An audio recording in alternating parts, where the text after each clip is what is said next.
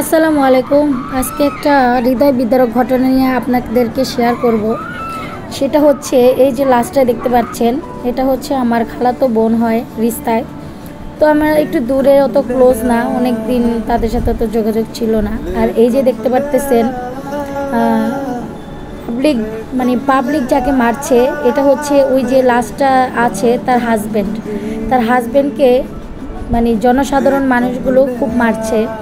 কারণ হচ্ছে এই লোকটা এত নিকৃষ্ট একটা পুরুষ যে একটা স্বামী হিসেবে তাকে যদি বলেন যে নিকৃষ্ট পশু পাষণ্ড টাইপের মানুষ থাকে না, তো ওর হাজব্যান্ডটা ছিল সেই টাইপের একটা ছেলে। তো এই ছেলেটা আমার বোনটাকে বিয়ে করার পর থেকে কখনো আমার বোনটাকে সুখে রাখে নাই, খাবার দিতে পারে নাই, কিচ্ছুই করতে পারে নাই।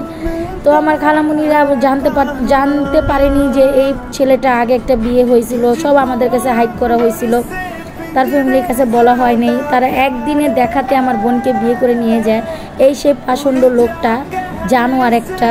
আর এটা হচ্ছে ওর বাবা, ওর ফুল ফ্যামিলিটাই খুব খারাপ, বুঝছেন, যা বলার বাহিরে। তো আমার এই বোনটাকে অনেক মারধর করে। 1 মাসের প্রেগনেন্ট, 1 মাসের বাচ্চা ছিল সে, যেদিন ও মারা যায় তখন তার বেবির বয়স 1 মাস।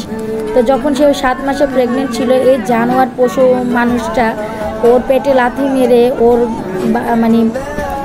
বাচ্চার নাকি ভিতরে অনেক অসুস্থ করে ফেলে। দেন ওকে তাড়াতাড়ি হসপিটালে নিয়ে সিজারে বাচ্চাটাকে ডেলিভারি করা হয়। এত নিকৃষ্ট ছিল, কখনো সন্তানের প্রতিও তার কোনো মহব্বত ছিল না। আমার বোনটার একটা মেয়ে হয়েছে, দেখা যায় তারা কোনো যোগ জিজ্ঞাসা করে না, তাই তার ফ্যামিলি এলাকার যারা স্থানীয় লোকদের কাছে বিচার দেয় যে এরকম করলে সংসার কীভাবে হবে। তো তারা ওদেরকে একদিন ডেকে নিয়ে যাওয়ার পরে ওদেরকে মিলমিশ করে বাসায় পাঠায়। তো বাসায় আসার সময়, সিঁড়িতে ওঠার সময় হাজব্যান্ড ওকে লাথি মেরে সিঁড়ি থেকে ফেলে ঘটনাস্থলেই আমার বোনটাকে মেরে ফেলে। ওই যে জানোয়ারের বাচ্চাটা, আমার বোনটা সিঁড়ি থেকে পড়ে সেখানেই মারা যায়।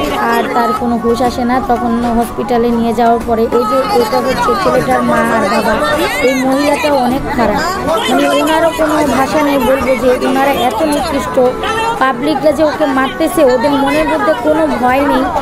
ওরা পাবলিকদের চোখ গরম দেয়, পুলিশদের চোখ গরম দেয়, এত বদমেজাজি টাইপের লোক। দেন পুলিশ এসে সব কিছু তদন্ত করে ওদেরকে থানায় নিয়ে যায়। আর এটা ঘটনা ঘটে রোজার মধ্যে। আমি এই ভিডিওটা ছাড়বো, দিব বলে আর দেওয়া হয় না, টাইম পাইনি। এই হলো কাহিনি। আর আমার বোনটার এখনও ময়নাতদন্তের ফাইল আসেনি, হাজবেন্ডটা এখনও জেলে, কিন্তু শ্বশুর শাশুড়ি ছাড়া পেয়ে গেছে। আর বাচ্চাটাও আমার খালামণির কাছে, তারা বাচ্চাটাকেও এখনও নিতে চায় না। আর এটা হচ্ছে আমার খালামণি।